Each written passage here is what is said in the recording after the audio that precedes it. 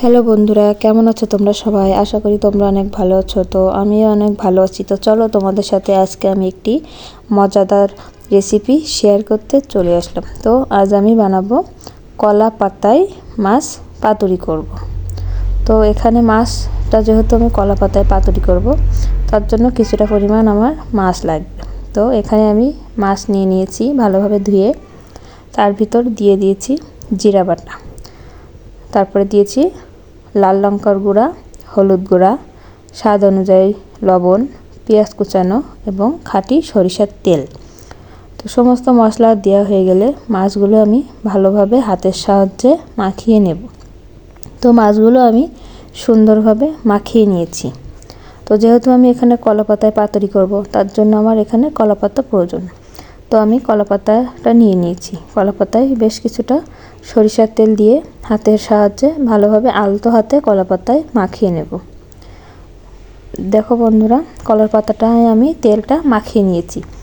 তো মাছগুলো মাখায় রাখছিলাম আগে থেকে, সেই মাছগুলো আমি এক এক করে কলাপাতায় ভালোভাবে সাজিয়ে দিচ্ছি। তো আজ আমি মাছের সাথে একটা ভাজা দেব পাশে। তো সেটা নিয়েছি আমি মূলা। তো মূলাতে আমি দিয়ে দিলাম জিরা বাটা, পেঁয়াজ কুচানো, স্বাদ অনুযায়ী লবণ, হলুদ গুঁড়া, লাল মরিচের গুঁড়া, তারপরে দিয়ে দিচ্ছি তেল।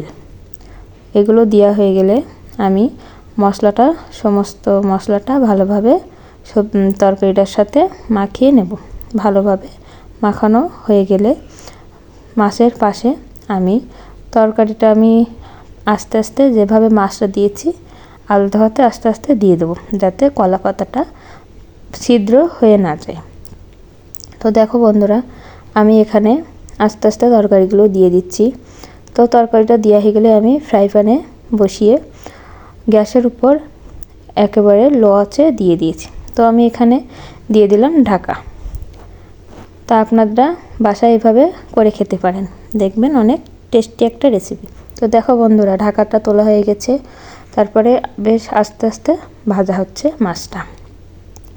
তো সুন্দর ফুটছে মাছটা, তলায় ভাজা হচ্ছে আর আস্তে আস্তে সমস্ত তেলটা বের হয়ে আসতেছে। তো সুন্দর করে আস্তে আস্তে ফুটছে তেলগুলো। তো বন্ধুরা, এই পিঠটা আমার ভাজা হয়ে গেলে আমি আর একটা পিঠ ভেজে নেব। তো একটা পিঠ যখন আমার ভাজা হয়ে যাবে, তখন আমি মাছটা উল্টে দেব। উল্টে অন্য পিঠটাও আমি ভেজে নেব। তো দেখো বন্ধুরা, আমার একটা পিঠ ভাজা হয়েছে। তো পরে আমি মাছটা আর এক পিঠ ভেজে নিচ্ছি আর একটা কলাপাতায়। তো কেমন লাগলো বন্ধুরা, কমেন্টে জানিও ভিডিওটা। টাটা বন্ধুরা।